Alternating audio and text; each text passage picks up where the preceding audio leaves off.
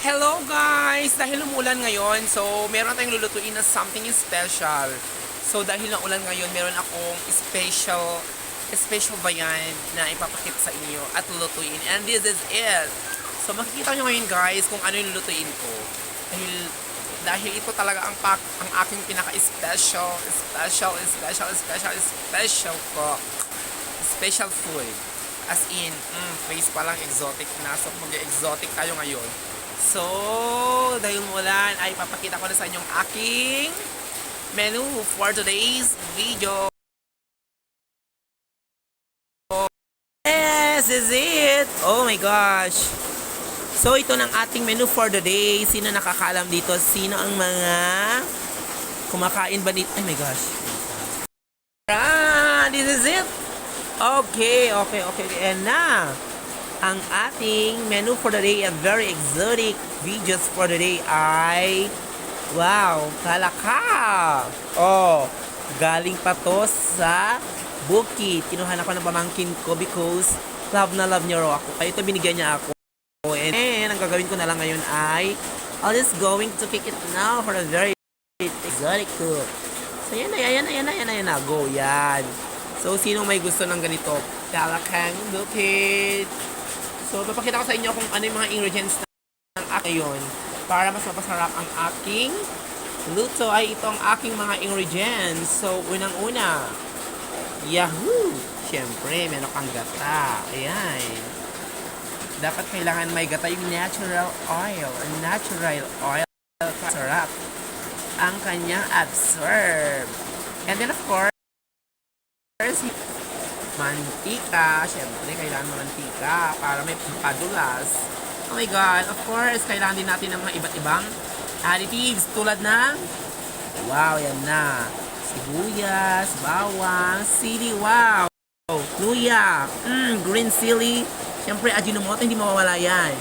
Wow, para mas maging magic. Dapat may magic sarap. And of course, tomato, kamatis, pampakinis ng kutis. And of course, ang ating pepper, o sinasabing paminta. Ayan, pamintang durag. Ayan. So, this is now ang ating ingredients. So, in-next natin ang how to cook with dalagang kokak. Dalagang palaka. Oh my gosh. This is it. So, mamaya ulit. So, babush! Nakasalang ng ating kawali. So, pinapainit ko muna before gisa-gisa ang mga masasarap na additives of coca. Sorry, nadalagang halata. Okay, go. Yan, medyo mainit-init na ata. So, ito na. Maglalagay na tayo ng, wait. Ayan, mainit na. So, lagyan natin ng mantika. So, painitin lang natin ng konti. Ayan. So, kulang pa siya. Ayan, that's great. Mantika. And before natin ilalagay ang ating mga pampabango, which is isang mga bawang, sibuyas, loya. So, yan muna painitin natin konti para mainit-init. So, wait for a minute. So, ayan na nga guys. Yan, mainit ang mantika. So, yan, gisa-gisa na tayo. Of course, para matanggal ang kanyang lansa, kailangan marami kang ayan guys. So, bawang, sibuyas. Wow, perfect. Oh, diba? Kailangan i-brownish natin sa konti din. Yes, brownish konti. Wow. Yan, specialty natin talaga. Yan. Kailangan mainit, brownish. Yan. So, ayan ang usok. So, brownish muna siya. Ayan, after brownish, in-next na natin ang susunod na sangkap. Go muna. So, yes. Wait for a minute. So, ayan na nga guys. Ito na. So, medyo brownish na. Nilagyan natin ng kamatis for a coloring and of course lasa guys, sarap so this is my special talaga. Ang tawag dito sa luto kay Pecham is Pecham ba kasi hindi wala ko sinusunod. It's on my own discarded sa pagluluto. Diskarte pagluluto ni Mars Leones for a log. Wow, perfect. Yeah, di ba nagkukulay na siya guys? Oh. Kanya daw may kulay aya. So nilagyan ko na rin siya ng pepper para mas amoy, para ang amoy ay mas mabango para maamoy ng kapitbahay o maging sa Maynila, ganun, o sa ibang bansa. Char. Oo, okay, yan. Kailangan durug-durin natin konti. Yes, and after that, so, after this, susunod natin ang palak. Pak. So, ganito muna yan. Oh, yes. Yan, durug-durugin muna natin siya ng ganyan para magkakulay naman siya. So, ine-next na natin ilagay dyan is ang palakang. Palaka na nga, kokak pa. Ang kokak ng bukid. Kokak bukid. Ganun. Hago. Guys, ito na. Yan. Dahil medyo nadurog na yung kamatis. So, nilagay na yung palaka. Yan. Perfect. So, nilagyan ko na siya ng mga something additives talaga. Yes, something additives. Ito na yung pampasarap na sinasabi nila. So, additives pa lang yan, dahil. So, maya-maya pa talaga yung pinaka-the best place, the best taste, best taste. Ayan. So, ito na. So, imimix natin yan. Yan. Papangat na. Apple. Ayan, this is it. So, ito na. Yan. Oh, pak. Sarap, oh. Oh, so, ibababad mo na siya ng mga 5 minutes para naman yung amoy ay, of course, totally na mawawala. Ganyan, oh. Pak. Oh, sabaw pa lang, oh. Creamy na. So, yes, halo-halo natin konti. Yes. Yan. Wow! Natatakam na ba kayo? Oh, pak. Yes, perfect. Ayan, oh. Yes, ganito ako magluto. Yes. So, sariling version for cooking palakang Bicol. Mapapabicol ka na, haha. Mapapabicol Express ka na talaga dahil.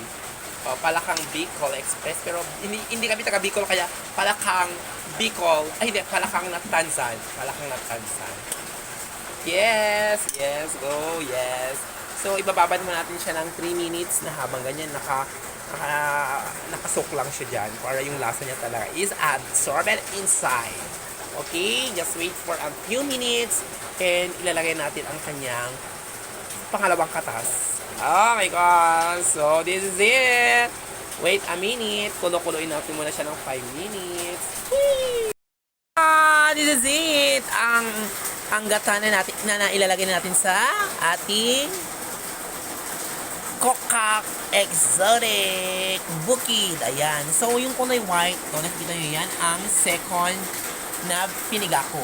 So, ito ang first gata, second gata. So, ilalagay na natin ang pangalawang gata muna. So, yes, this is it. Dahan-dahan lang, Marsh. This is it. Pansit. So, yan na. Oh my God. Ay, my gosh. Ito na yan. Ayan. Oh, kumukulo. May sili-sili na yan, guys. So, this is it. So, ilalagay natin, guys. Ganito. Ayan. Lagay-lagay muna natin. Yes. Ayan, oh. Oh, pak. Ayan. So, ito yung pangalawang gata muna. Ilalagay natin para ma-absorb na yung ano. Yes. This is it, oh. Oh, pak, oh. Oh. That's it. So, kailangan pakuluan na natin ng kuluan para sa ganon ay absorb ng belly ni Kokak ang gata, ang second gata. So, yan pa lang yung second gata niya. So, kailangan kulo. Haluin mo ako para ako ay masarap. Oh, yung sili-sili niya. Oh, wow. Sili-sili. Oh my gosh. Yan na talaga dahil. Ano ba to talaga? Sopas ba talaga to? Or ginataan? Ay, chars. Pero mamaya pa. Kasi kailangan yan. Kulo. So, ganito na natin. So, add more some gata. Yes. So, ganyan muna, guys. Ganito na. Oh, ulit. So, another 10 minutes na kukulo-kulo muna. Guys! Nilagay ko na ang pangalawang gata. So, kulo. Kulo, kulo, kulo. So, yan na lang. So, antay na lang natin na tuluyan na siyang maging Natansan Express! So, yan. So, kailan, yan. Antay lang natin. Oh my gosh. Kudo-kudo na siya. Oh. Diba? So, nilagay ko na yung pangalawang gata. And then, kailangan talaga. Oh, parang sopa siya muna. Oh, diba? Ay, wow! Love it or love you all? Yes! So, ilalas lang natin yung ceiling green. Wow, wow, wow, wow, wow, wow. Ayan na, hindi na nakikita, oh. Ayan na kasi, uy. Ayan, oh, kulo. So, kailangan palambutin natin ng palambutin. Masarap. Parang hibuto na lang. Ay, itatako na lang. Oh my God. Oh, yes. Ayan, oh, kulo. Palakang kulo. Koka, kulo. Ayan na. So, another 10 minutes yan. So, para ganon is perfect na ang pag-absorb ng gata. Yan. Sarap. Yehey. Wow. Yes, kailangan talaga. Bango. Wow, naamoy ko na. Sarap. So, maya ulit. For the last, meron pa pala. Lagay natin yung and then serving na. Good! Guys! So, check na natin kung kumusta naman ang ating nilulutong exotic. Ayan na, guys. So, dahan-dahan. Oh my gosh. Taran! Oh, wow, konti na lang. Opak. Kulo. Alayan. So, malapit na siyang maglapot talaga, magmantika. So, ayan. Medyo malambot-lambot na. Talaga lang. Wow. Sabik na ba kayong kumain ng palaka? Ay, special eh. Oh my God. Yan na, oh. Yes. Oh, yes. Nagkukulay na siya. So, this is it. Yan ang linis. Yung bango, special. Konting tiis na lang. Ito na, ihain na natin sa ating lamesa. Okay. So, may mga gusto ng mga palaka dyan. Of course. Pwede pumunta ka sa bukid. Kumuha ng palaka, char. So, ayan. So, a few minutes na lang ang naititira. So, yan na. So, tatakpan mo natin ulit. And then, after this na, siguro mga 5 minutes na lang, maluluto na! Yan na. Konting tis na lang. Ayan, yes, naglalapot-lapot na. Lapot na. Yes, ang aking special menu, which is an exotic Natansan Express. Woo! Yes, guys, perfect. Palaka, Pokak. Uy, sarap. Konti na lang. Sige na, malapit na siyang magmantika. Sa few minutes, guys. And this is it. Matitikman natin ang ating special. Kokak. Babush muna. Malapit na. Yan na. Few minutes na lang. Palaka. Pak. Yes. Sarap.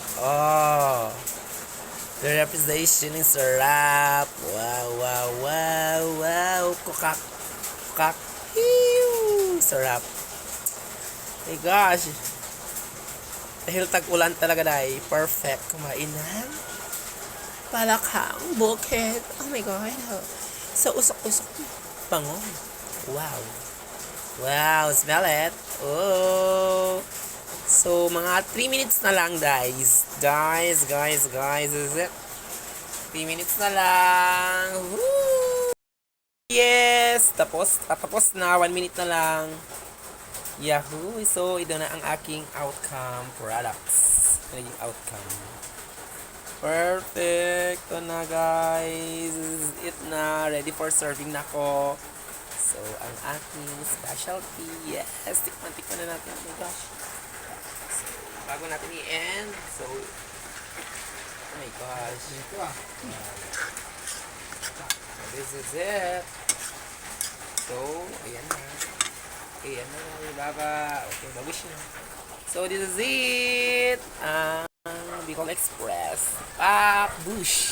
Na, oh, ready to serve na. Yan. Taran. Oh my God, sarap-sarap. Oh, pak. Yee! Yes. Ang ating expressed. Palaka. Yes. Ay, oh, ang dami. Oh, yummy. Oh, lambot-lambot. Oh. Mm. Mm. Sino may likes? Yun na, let's go na. Tara, let's na kain na tayo. Daba. Ooh.